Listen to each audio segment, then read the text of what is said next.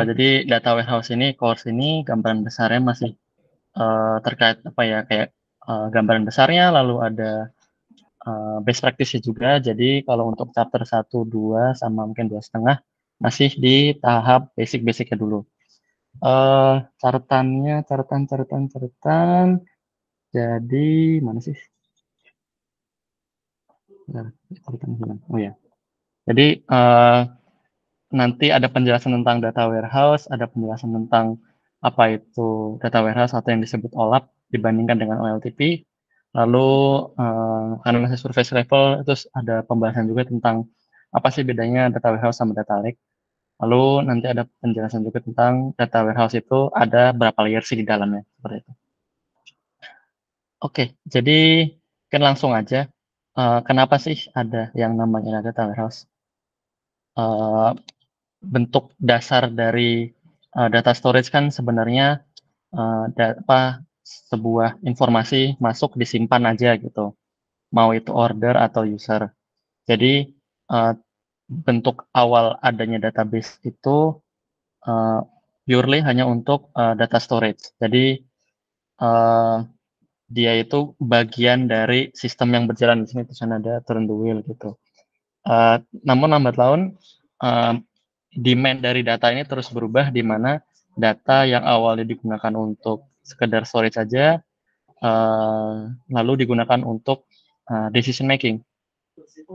Lalu muncullah istilah OLAP, yaitu Online Analytical Processing, di mana dari data yang awalnya hanya untuk storage aja digunakan untuk keperluan analisis maupun hal lainnya.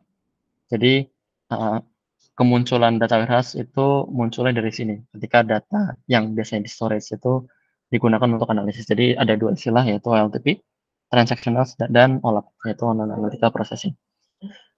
Lalu data warehouse sendiri itu pasti butuh diferensiasi dibanding dengan OLTP, yaitu diferensiasinya yaitu data warehouse itu harus bisa menghasilkan data yang lebih kompleks dan harus cepat, yaitu lalu ada juga data di data warehouse mungkin diminta lebih historical, terus juga harus apa ya sebutannya, lebih kekuatan kalkulasi juga harus lebih kuat, sedangkan kalau LTP kan purely apa namanya, create rate update datanya harus cepat aja gitu.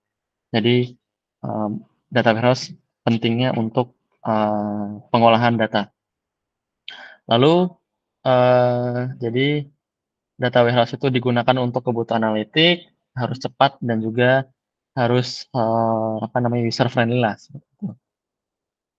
Selain itu juga ini hampir sama sih sama yang sebelumnya. Paling tambahannya yaitu data warehouse itu harus ramah sama data visualization, jadi cepat. Lalu bedanya antara data warehouse dan data lake apa sih? Mungkin ini ada istilah yang kalau orang awam itu masih kebingungan bedanya data lake sama data warehouse. Cuma kalau menurut opini saya sendiri sih, data lake itu bisa dibilang kayak satu step sebelum data warehouse, di mana data lake itu lebih banyak menyimpan data-data dalam bentuk raw, unprocessed, bisa bentuknya JSON atau apapun itu. Data lake adalah tempat di mana sistem ngedam data logs, dan juga tidak ada kewajiban untuk datanya itu mudah dibaca. Jadi purely hanya untuk apa ya sebutannya ya, kalau di rumah mungkin ada suatu sudut tempat di mana kita masukin mainan anak-anak yang berantakan, nah itu disebut data lake. Cuma kalau rak buku atau rak di bawah TV itu saya juga suka nyebutnya data warehouse, di mana itu udah presentable dan dibagi menurut fungsinya masing-masing. Lalu mungkin yang menarik dari sini, data lake itu boleh datanya unstructured, boleh juga structured juga, tapi kalau data warehouse itu datanya wajib structured, bentuknya tabular. Lalu, data lake mungkin di sini ditulisnya kebanyakan penggunanya data scientist karena memang mungkin data scientist kebutuhan datanya jauh lebih banyak dibanding sama, teman-teman BI yang sebenarnya yang dibutuhkan datanya adalah data-data yang sudah, ready to use. Lalu kalau secara teori, data warehouse itu ada beberapa layer sih di sini. Jadi dari awal inputnya yaitu ada data source bisa bermacam-macam, bisa data eksternal maupun database lainnya. Lalu, eee, ada layer staging yaitu layer, temporary aja, sedangkan lalu habis itu ada data layer cleansing, sebenarnya nggak wajib. Terus yang utama ada layer data warehouse, yang mana, data utamanya itu, mulai dianalisis dari step ini. Lalu ada juga data mart yang masih tidak wajib, tapi, untuk company dengan scale yang lebih besar, data mart mungkin akan jauh lebih diperlukan. Lalu ada juga, layer paling kanan yaitu layer visualisasi.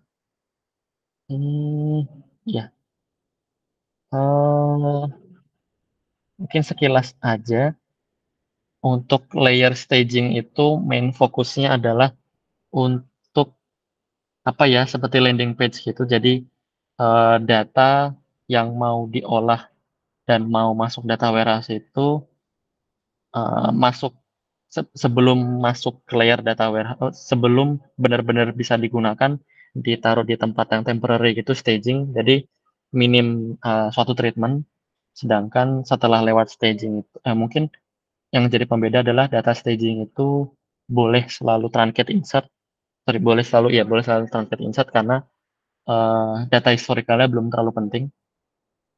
Lalu mulai ke intinya yaitu layer core di mana data ini mulai, digunakan untuk analisa, di mana rata-rata data historical itu mulai dibentuk, lalu ada macam-macam transformasi yang mungkin akan dibahas di minggu setelahnya, yaitu mungkin ada kayak, eee, ada dimension table, fact table, slowly changing dimensions, mulai dibentuk di sini. Lalu, eee, bentuk data yang bisa digunakan untuk analisis paling dasar sebaiknya ditaruh di layer ini.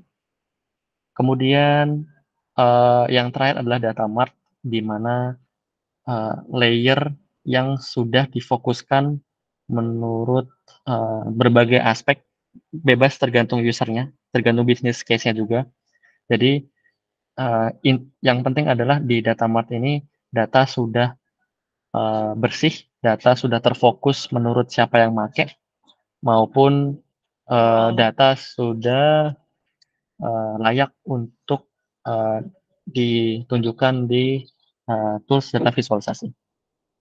Dan juga ada juga yang optimize for performance. Jadi, querying table dari langsung ke data mart jauh lebih cepat daripada, eee, di layer code. Ini sekilas untuk staging. Staging itu karakteristiknya, start transformation from staging layer mungkin, dan juga untuk purely ngedump data sebelum diproses aja. Lalu di sini ada tulisan as little touching as possible, dan juga ada, temporary or persistent staging layers. Jadi mau bentuknya truncat insert atau bentuknya selalu di-insert juga bebas di sini staging layer. Eee, kalau di company besar sih so far, ada, bukan company besar ya, mungkin sebutannya, kalau scale datanya sudah besar banget, sejauh ini yang saya lihat itu ada Shopify sama GitLab. GitLab itu, mereka staging layer-nya ada environment sendiri di mana, mereka, ada database Redshift sendiri, di situ ada mereka kalau ngedump data dari eksternal itu sebelum actually masuk ke environment data warehouse, mereka ngedump-nya di environment staging sendiri, seperti itu. Tapi of course beda company, beda scale, beda treatment juga. Lalu, kalau di course-nya itu dia nggak bahas data warehouse-nya secara detail, dia langsung loncat ke data mart-nya. Jadi data mart-nya ini, tidak wajib dan bentuknya sudah, terstruktur menurut apa yang mau dianalisa dan juga kayak bisnis-bisnis. question juga sudah terjawab, eee, sudah bisa terjawab dari data mart ini, sudah terbentuk rapi gitu, dan juga secara performa juga jauh lebih cepat karena nggak usah nge-query, ke data-data yang granularity-nya lebih rendah karena sudah terangkum, dan juga pembuatan data mart itu bisa dipecah-pecah menurut mau ini pelaporannya ke tools-nya seperti apa, atau pelaporan ke departemen seperti apa, atau mau dipecah menurut, pelaporan daerah apa, maupun use case yang macam-macam itu benar-benar bebas sih. Jadi, mungkin balik lagi data mart ini nggak wajib, tapi, data mart ini bisa menandakan level kematangan dari suatu, apa ya, organisasi, eee, organisasi analytics, gitu. Jadi, tanpa data mart sebenarnya sudah bisa jalan, tapi kalau ada data mart, eee, akan lebih baik, gitu. Mungkin, eee, untuk minggu ini sampai sini dulu, masih ada slide lainnya tapi nanti disimpan buat minggu depan aja.